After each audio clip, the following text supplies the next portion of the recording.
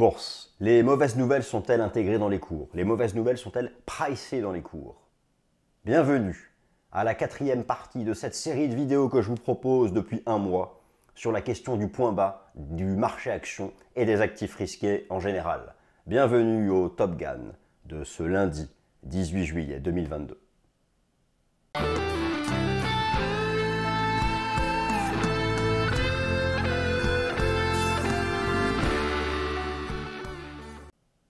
Alors chers amis, bienvenue, je suis content de vous retrouver, j'ai beaucoup de choses à vous dire.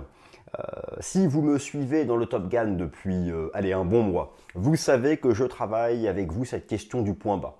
Cette question des indicateurs techniques avancés, des baromètres. J'ai trouvé un certain nombre de ratios qui comparent des indicateurs cycliques aux indicateurs défensifs, des indicateurs cross-asset. Et beaucoup disent depuis quelques semaines que nous sommes en phase de bottomisation. Bottomisation pour bottom, le creux en anglais. Alors, c'est vraiment une phase intéressante. C'est vrai que nous avons maintenant au-dessus de la tête 6 mois de bear market sur les actifs risqués.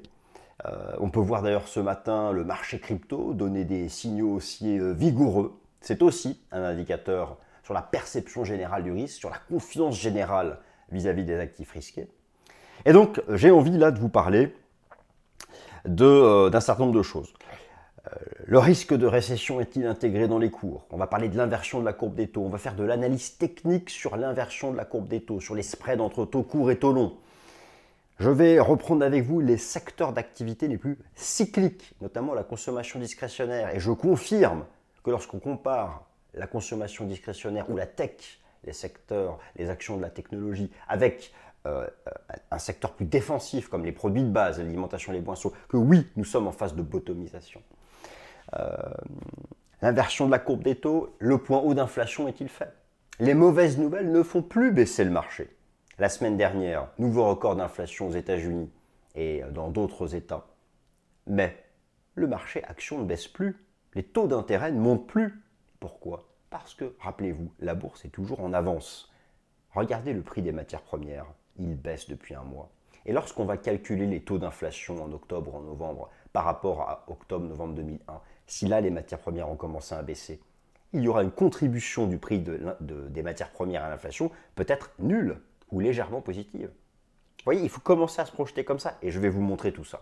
Allez, c'est parti, on ne perd pas davantage de temps parce que moi je suis impatient de vous montrer tout ce que j'ai préparé. Donc je m'installe, je me réinstalle, j'enlève la petite caméra qu'on puisse vraiment voir les éléments que j'ai préparés.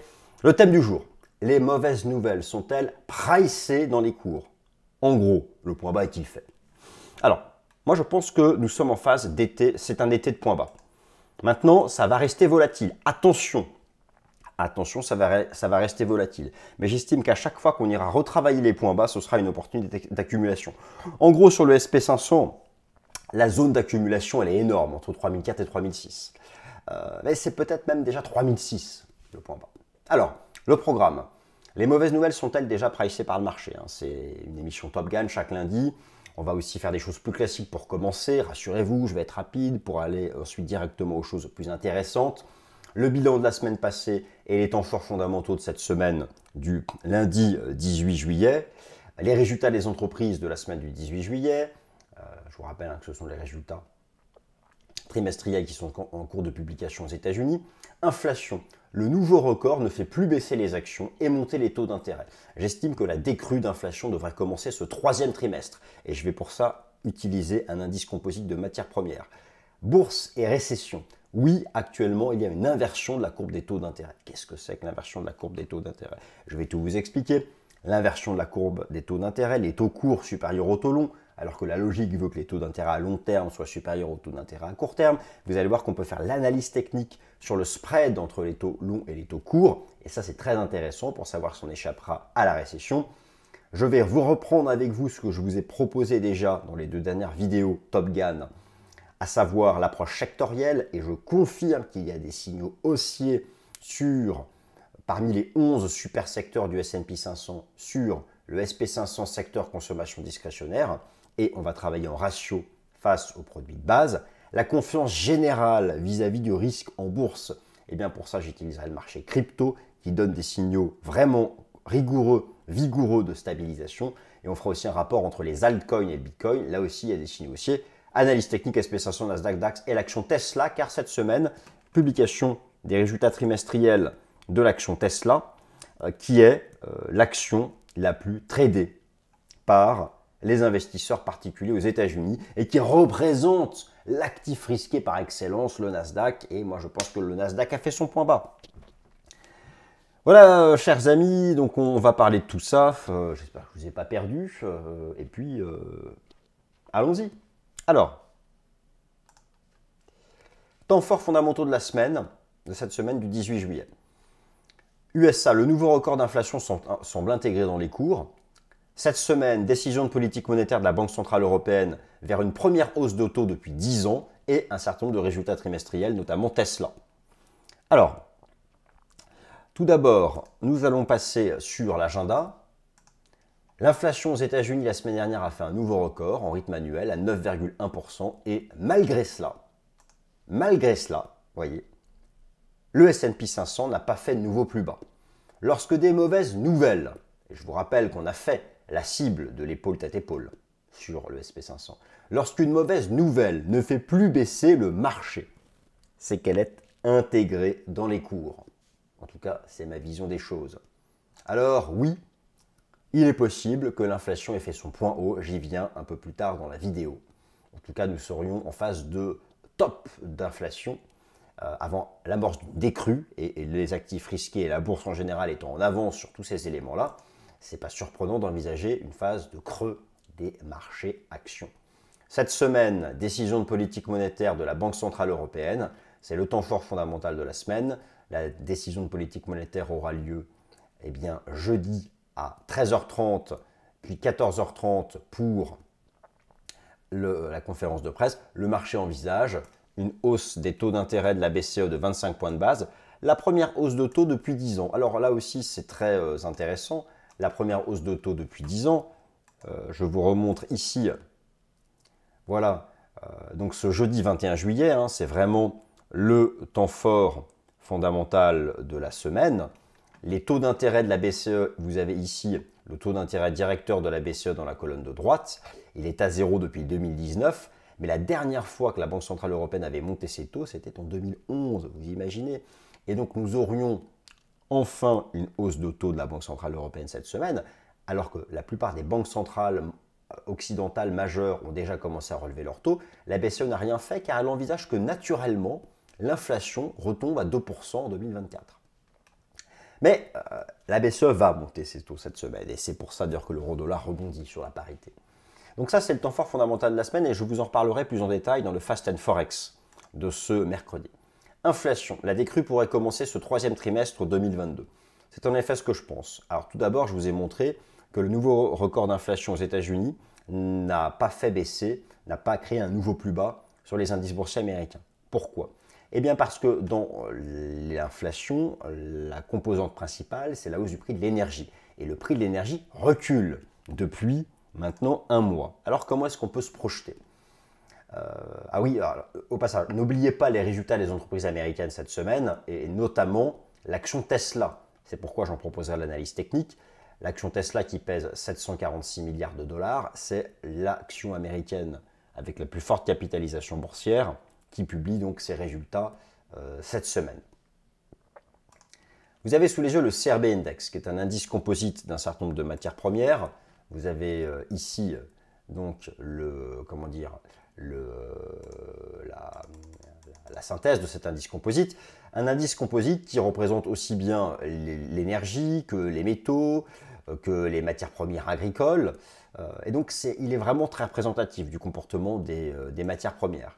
Eh bien, je vous l'ai montré dans le Fast and Forex il y a déjà 3 semaines, il y a eu un point haut majeur de long terme faisant écho au point bas majeur de long terme de mai 2020 sur le prix des matières premières. J'estime que cet indice composite de matières premières cet été va se replier au minimum à ce niveau-là, qui est la base de cette structure en biseau ascendant.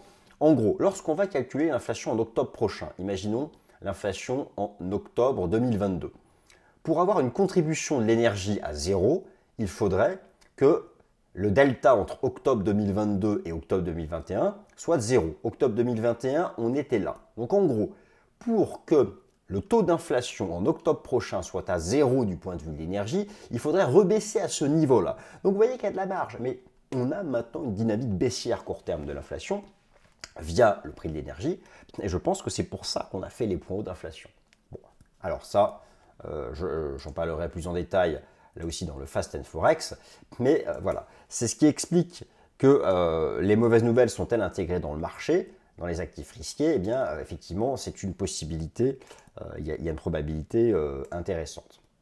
Bourse et récession, analyse de l'inversion de la courbe des taux. Alors, qu'est-ce que c'est que l'inversion de la courbe des taux? Eh bien, vous le savez, l'inversion de la courbe des taux, c'est le fait que les taux d'intérêt à court terme soient supérieurs aux taux d'intérêt à long terme. C'est un indicateur de récession. Alors, regardez bien ce que vous avez sous les yeux et on va faire ensuite l'analyse technique du spread entre les taux longs et les taux courts. Vous avez sous les yeux le taux d'intérêt à 2 ans des États-Unis. Il est à 3,13. Le taux d'intérêt à 30 ans, à 3,09. Le taux d'intérêt à 10 ans, à 2,93. Il n'y a pas quelque chose qui vous choque? C'est extrêmement rare que les taux d'intérêt à court terme, à 2 ans, soient supérieurs au taux d'intérêt à long terme. Car le taux d'intérêt sur la période du temps, plus c'est à long terme, plus le taux d'intérêt est élevé parce qu'il y a une forme d'incertitude. Eh bien, actuellement, non. Les taux d'intérêt à court terme dépassent les taux d'intérêt à long terme parce que les banques centrales resserrent agressivement leur politique monétaire, mais les taux d'intérêt à long terme sont inférieurs aux taux courts car les perspectives de croissance économique sont incertaines. Et en fait, la valeur des taux d'intérêt à long terme représente ces perspectives économiques. Les taux courts sont vraiment plus ancrés sur le coût du crédit lié à l'action monétaire de la banque centrale. Et donc j'ai représenté ici en marron le spread, le delta entre le taux à 10 ans et le taux à 2 ans. Il vient de passer sous 0. Ben, ça veut dire quoi? Ben, regardez, la différence de moins 0,20 représente exactement le delta entre le taux à 2 ans et le taux à 10 ans, 2,93, 3,13, moins 0,20.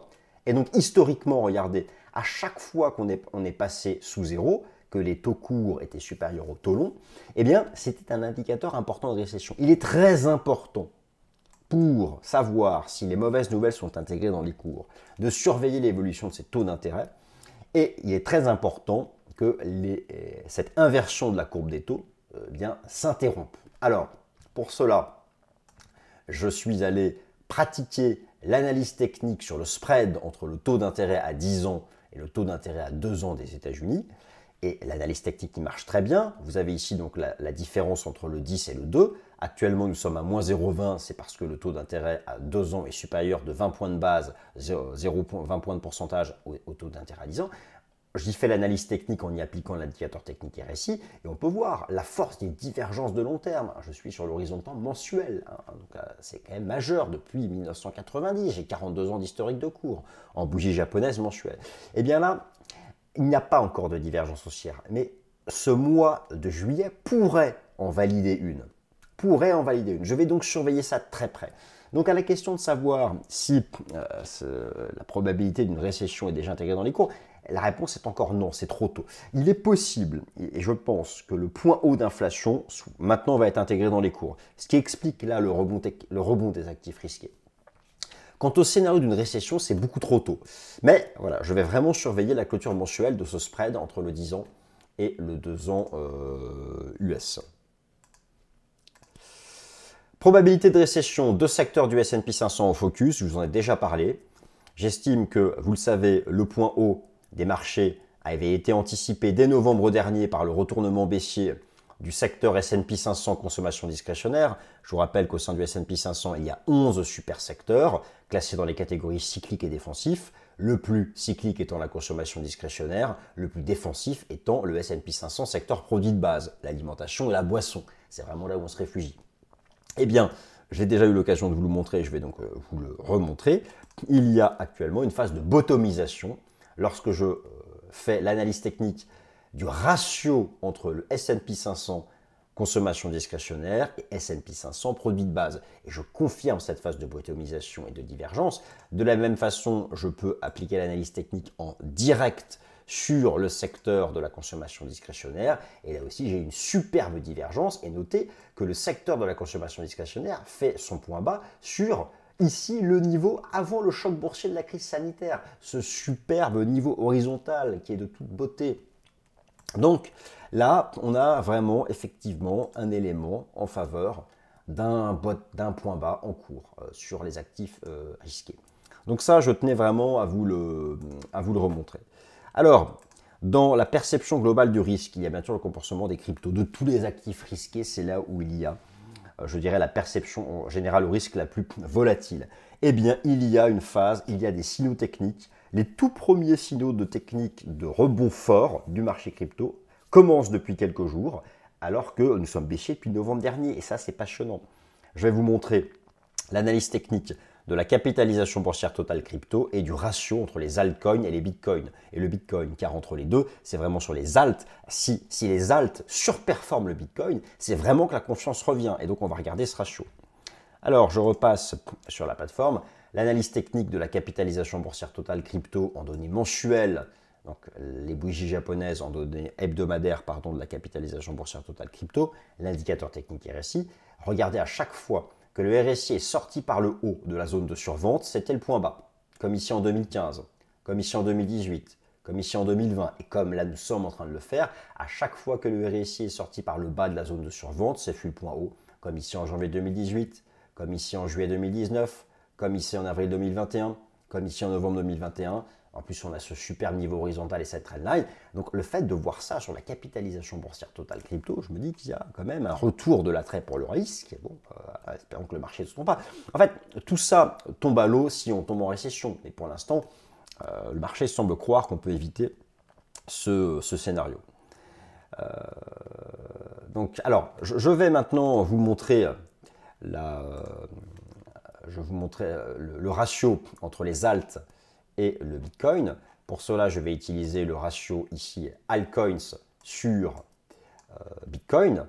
Effectivement, nous avons une phase de stabilisation ici de la force relative entre les alts et le BTC, avec ici un superbe niveau horizontal et la moyenne mobile à 30 semaines. Et vous savez que la moyenne mobile à 30 semaines de Stan Weinstein définit la tendance de moyen terme. Si le ratio devait dépasser cette zone, cette résistance horizontale, c'est terminé. On repart en bull market sur les actifs risqués, comme ce fut ici le cas au printemps 2021. Donc, alors, ce n'est pas fait, mais je surveille ça vraiment comme de l'huile sur le feu ou du lait sur le feu, peu importe l'expression. Donc, à suivre, ce n'est pas encore confirmé de ce point de vue-là. Alors maintenant, d'un point de vue technique, où en sommes-nous? Eh bien, je vous répète comme la semaine dernière, que pour interrompre la succession de creux et de sommets descendants sur l'indice S&P 500, il faut dépasser les 3900 points, cette résistance sous laquelle nous sommes depuis un mois.